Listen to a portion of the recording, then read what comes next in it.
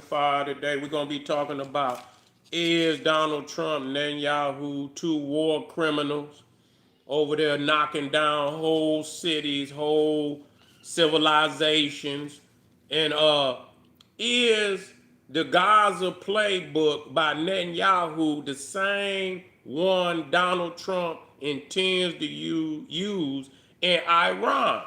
This is what Netanyahu is pushing Donald Trump, to when he get to talking about, man, he gonna take off the gloves, and this is what he's talking about. He's going into Netanyahu, Vladimir Putin's playbook. Vladimir Putin is over there punishing Ukraine beyond all reasons of doubt. Over there punishing them. Yeah, they fighting back, but he done damn near demolished probably tens of thousands of buildings inside of Ukraine. Literally then destroyed whole cities. And that's real. That's not, no, destroyed whole cities. There's no more fucking buildings.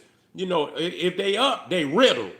And it looked like some apocalyptic shit over there. Gaza the same way. So this is how this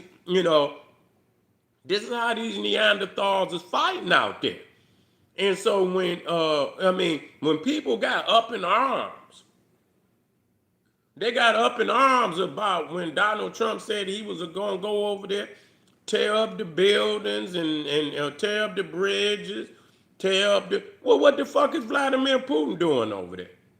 What is Netanyahu? They all doing some of the same shit. That's what they doing. And so, and I don't really hear no too much of an outcry. They done got really silent on Ukraine because Iran is taking over. The Iran conflict is taking over, but I look up, man, and Russia is raining down on their ass.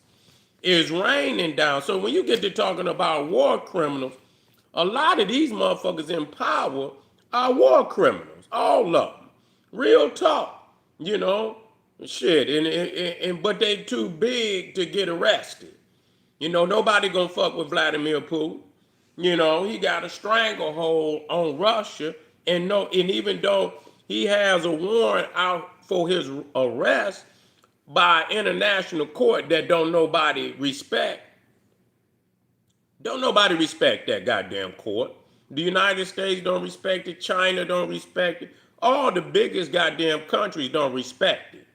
So I don't know where you think you're gonna get your power from. You gonna convict a motherfucker you can't go in there and get? You ain't got no power to get none of them. So they don't give a fuck. So I think, man, it's gonna come down that the only way, that Netanyahu really didn't force Donald Trump to, into a position where he gonna damn near have to treat Iran like Netanyahu then treated Gaza because he done already went past the point of no return. He done already killed all their leaders, and that point alone, they want revenge.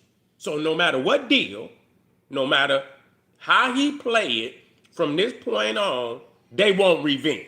So they can smile and say, yes, let me sign the deal. And that's to lower your guard so they can get you in a predicament or a position where they can inflict major damage on you when you least expect it. That's what that's about. So since he didn't went past the point of no fucking return, the deal shit is like, what are you doing? A deal? They don't want to make no deal. They over there drawing this man's face in a casket on the wall, and he himself has admitted that he's number one on Iran's hit list. He's at the top. Yet he's saying that they want to make a deal. You got to make this shit make sense. Do you really believe what is coming out of your own mouth? Do you want the people to literally believe you when you say this shit? So what happened is you didn't think, you thought that you could bomb them and that it would rattle them to the point that they would overthrow the leaders, and everything will fall into place how you perceived it to be. It didn't happen like that. Them people got more respect and love for that regime because a lot of motherfuckers right out there in the civilian population think a lot like them goddamn mullahs. It don't take no mood. The average goddamn Muslim is a radical as far as I'm concerned for Islam. They are radical. You say something out of the way, or you do something out of the way in respects to Islam, and they ready to bomb on your ass. So what difference do it make? The average Muslim will get ready to do some shit like that. So that's the way I look at it. So you thinking that the civilians don't think like the mullahs and what they see is all these soft ass leaders. They're gonna deal them Arab leaders. They don't respect them. Not the mullahs of Iran. They see them as soft, them as puppets and shit. You know what I'm saying? They have, they do shit, irrespective of the rules of Islam, and all of that. You making pacts with the Israelis, and and so they like these motherfuckers is infidels. Even though they say they Muslim, to the Iranians, they infidel. That's why they bomb their ass like that. So, all of them is very brutal when it comes to, how they, destruction. They don't give a fuck. And that's why I keep telling black people, and you ain't, motherfucker, you ain't got shit to do with none of this shit. You know what I'm saying? Name one of these motherfuckers. You go and either one of them motherfuckers have your ass in chains, nigga. Have your ass in chains somewhere, motherfucker. Putting a whip on your back. Either or. It don't make no difference. So really, you ain't got, the only thing is, what I'm saying is that because you stay here and Donald Trump then went over there and created a catastrophe, that the mainland United States could be at threat to a terrorist attack. And they are acknowledging, they themselves, that the Muslim Brotherhood is in America, which is a very radical group that produced what's his name? Al Zahari, whatever his name. He was number 2 under bin Laden. He was really his operational man. Bin Laden was the money man, but Al Zahiri, I believe, was the militia man. The one strategician. That was doing all that shit, fighting all over, and he was responsible for killing Anwar Sadat, who was the black, the Sudanese president of Egypt that got assassinated. Al Zahiri, and that's I believe he was in the Muslim Brotherhood. I believe that's the Muslim Brotherhood, and that's really why a lot of the Egyptians didn't want them damn Palestinians coming in, Hamas and all that, because they figured they would hook up with the Muslim Brotherhood that was in Egypt, and they probably try to overthrow the goddamn government or something. I believe that Netanyahu got plans for Iran that look very similar to Gaza, and Trump is ain't got the balls for that. Even that, though he done already went past the point of no return, which means he gonna get it from the front and he gonna get it from the back.